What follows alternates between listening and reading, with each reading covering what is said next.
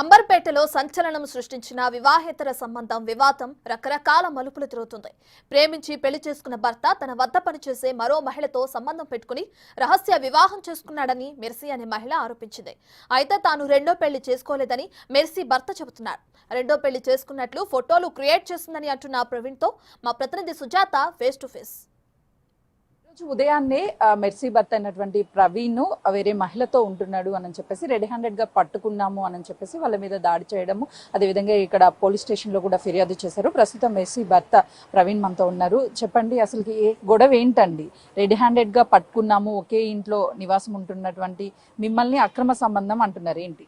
అక్రమ సంబంధం అంటే ఏం లేదండి. తను నా ఆఫీస్లో కొలీగ్ అండి. మాకిద్దరికి తనే నా భార్య మెర్సీ ఏంజల్ ఒక అఫేర్ అంటగట్టి మమ్మల్ని ఇద్దరిని చిత్రీకరించి తన హస్బెండ్ దగ్గర తనని చెడ్డదాన్ని చేసి నన్ను తన్ని ఒక ఊచులోకి లాగి మమ్మల్ని బయటికి గెంటేసేటట్టు చేశారు.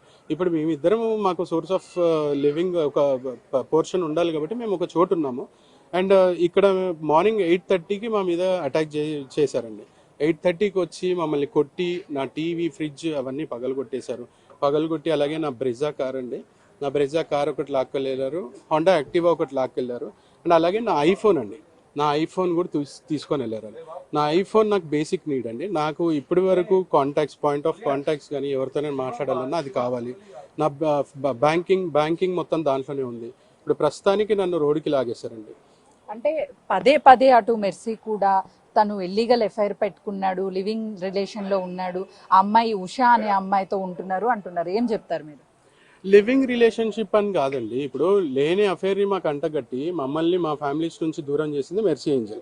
ఓకే, ఆ అమ్మాయిని ఉషాని వాళ్ళ హస్బెండ్ నుంచి దూరం చేసింది మా వైఫ్ అయిన మెర్సీ ఏంజల్. ఇప్పుడు తను బయటకు వచ్చి తను చనిపోతాను చేస్తాను అన్నప్పుడు డెఫినెట్గా మాకు ఏదో ఒక ఉండాలి కాబట్టి మేము ఒక చోటు ఉంటున్నాం. లివింగ్ రిలేషన్ అని దాన్ని ఒక నేమ్ పెట్టి చెప్పడం తప్పు. ఎందుకంటే మేము అక్కడ ఏదో ఒకటి సోర్స్ చేసుకోవడం ఉండాలని మేము అక్కడ ఉండడం జరిగింది, అంతే. అంటే గత నెల రోజుల క్రితమే అటు ఉషాకి మీకు పెళ్లి అయింది, పెళ్లి చేసుకున్నారని కూడా కొద్దిసేపటి క్రితమే చెప్తున్నారు, ఏమంటారు? లేదండి, అట్లాంటివి ఏం లేవు. యాక్చువల్లీ ఈ గొడవ జరిగిన తర్వాత మేము బయటికి వెళ్ళడం జరిగింది వాస్తవం, కానీ పెళ్లి చేసుకోవడం ఇవన్నీ మాత్రం చిత్రీకరణ అండి. దీనికి ఎటువంటి ఆధారాలు లేవు. అంటే ఇప్పుడు ఇటు ఉషా కానీ మీరు కానీ ఆల్రెడీ మ్యారేజ్ అయినటువంటి వ్యక్తులు ఒక ఇంట్లో ఇలా ఉండడం తప్పు కాదంటారు? అసలు తప్పు అనిపించడం లేదా మీకు?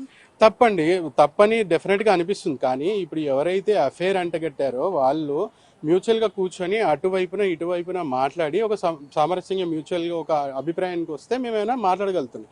ఇప్పుడు ఇద్దరు కూడా ససేమీరా మీరు ఇలా చేశారు అని చెప్పి మమ్మల్ని బయటికి నెట్టేసిన తర్వాత మాకు కూడా ఇప్పుడు వాళ్ళైతే ఎలా అయితే మమ్మల్ని బయటికి నెట్టారో మాకు కూడా ఒక చోటు ఉండాలి కాబట్టి మేము ఇద్దరం కలిసే ఉంటున్నామండి. ఏంటంటే రెంట్ షేర్ చేసుకుంటున్నాము, అవి చేసుకుంటూ ఉంటున్నాం తప్పించి మిగతావి ఏమి లేవు. అంటే ఇప్పుడు అటు ఉషా భర్త కావచ్చు, అదేవిధంగా మీ భార్య అయినటువంటి మెర్సీ కావచ్చు, వీళ్ళిద్దరూ కూడా మా భర్త మాకు కావాలి, అదేవిధంగా నా భార్య నాకు కావాలి, ఇప్పుడు వచ్చినా కూడా తీసుకువెళ్ళడానికి సిద్ధంగా ఉన్నాము అంటున్నారు. వెళ్తారా మీరు? అది అసలు నాకు ఇప్పటికే అర్థం కాదండి. నేను ఈ లాస్ట్ 2 months నుంచి నేను చాలా విధాలుగా ట్రై చేశాను, కాల్ చేశాను, మెసేజెస్ చేశాను, కలిసి మాట్లాడతాము. పిల్లలు స్కూల్ స్టార్ట్ అవుతుంది, పిల్లలు ఫీజులు కట్టాలి, ఇవన్నీ అన్నీ కూడా నేను వెళ్ళిన ప్రతిసారి కూడా నన్ను అవమానించి చెప్పు కింద కాళ్ళగా పడి ఉండాలి, నీకు అఫైర్ దొరికావు నువ్వు అని చెప్పి నన్ను హేళన చేసి మాట్లాడడం. అండ్ అందరి ముందర చెప్పుతో కొట్టిందండి, చెప్పుతో కొట్టి ఇలా చేసిన తర్వాత కూడా నేను అప్పటికీ ప్రయత్నిస్తున్నాను, మాకు ఉంటుంది ఉండాలని. కానీ మమ్మల్ని ఇంత రోడ్డుకి లాగిన తర్వాత, ఇంత చేసిన తర్వాత కూడా వాళ్ళు ఆలోచిస్తున్నారు అనేది మాత్రం అది వాళ్ళకే వదిలేయాలి. అంటే ఇప్పుడు ఉషా వాళ్ళ భర్త కూడా ఉషాని తీసుకువెళ్తాను, పిల్లల కోసమైనా సరే తీసుకువెళ్తాను అంటున్నారు. మీరు పంపిస్తారా? అసలు మీరు ఉషాని వదిలిపెడతారా? డెఫినెట్గా అండి, తను ఇంట్రెస్ట్గా ఉండి వెళ్ళడం చేయడం అని అంటే డెఫినెట్గా నేను పంపిస్తాను. నేనెవరు ఆపడానికి? మేమేమో రిలేషన్లో లేవని ఆల్రెడీ చెప్పాను. మేమెవరు ఆపడానికి? తను వెళ్తానంటే ఏ రోజో నేను రెడీ ఉన్నాను. తనే ఏంటంటే తను వెళ్ళి నేను టార్చర్ అనుభవించి ఇవన్నీ నన్ను తట్టుకోలేను కాబట్టి నేను ఇండిపెండెంట్గా ఉంటాననింది. ఇండిపెండెంట్గా ఉండే బదులు ఇద్దరం కలిసి రెంట్ షేర్ చేసుకుందాము, ఎక్స్పెన్సెస్ షేర్ చేసుకుందామని ఒక చోటు ఉన్నాం. ఫైనల్లీ తను మీతో కలిసి ఉంటాను అంటుంది, ఉండడానికి మీరు సిద్ధంగా ఉన్నారా? డెఫినెట్గా అండి. కానీ ఈ విధమైన డామినేషన్ నన్ను ప్రతిసారి డామినేట్ చేస్తూ ఉండడం, అలాగే ఇప్పుడు తను క్రిస్టియన్, నేను హిందూ, నా హిందూ గాడ్స్ మీరు ఇంటికి వెళ్ళి కాల్సెస్ చెక్ చేయండి, నా హిందూ గాడ్స్ నేను పూజ గది పెట్టుకుంటే అవన్నీ తీసి బయటపడేయడం, ఇటువంటి విధమైన టార్చర్, ఎవరికి బయటికి తెలియని టార్చర్ నాకు చేస్తుంది. సో ఇవన్నీ తట్టుకోలేకే నేను భార్య బాధితుడిని బయటకు వచ్చాను తప్పించి నాకేమి ఏమంటారు ఇంట్రెస్ట్తో నేను పిల్లల్ని వదిలేసి నా ఫ్యామిలీని వదిలేసి రావాలని కదండి. నేను ఇంత కష్టపడి ఆ స్క్రాచ్ లెవెల్ నుంచి ఈ స్టేజ్కి రావడానికి నాకు చాలా టైం పట్టింది. సో అవన్నీ వదిలేసి ఈరోజు నేను మళ్ళీ స్క్రాచ్ లెవెల్ పడిపోవాలని నాకు ఎటువంటి ఉద్దేశం లేదు. చూస్తున్నాం కదా, ఏదైతే మెర్సీకి సంబంధించి అటు ప్రవీణ్ తన భర్త అయినటువంటి ప్రవీణ్ కూడా పూర్తి స్థాయిలో ఇక్కడ ఏదైతే ఇష్యూ జరిగిందో ఉదయం రెడీ హ్యాండెడ్ గా పట్టుకున్నాము అని చెప్తున్నారో అదంతా కూడా అవాస్తవము. ఎందుకు అనంటే కేవలము మేము గత కొన్ని రోజుల నుంచి గొడవలు అవుతున్నప్పటికీ ఇప్పుడు ఏదైతే జరిగిందో కేవలం దూరంగా ఉంటున్నాము, తిరిగి కలిసి ఉండడానికి అవన్నీ కూడా తర్వాత చూసుకుంటాము అని చెప్తున్నారు. కెమెరామెన్ గౌరవ్తో సుజాత,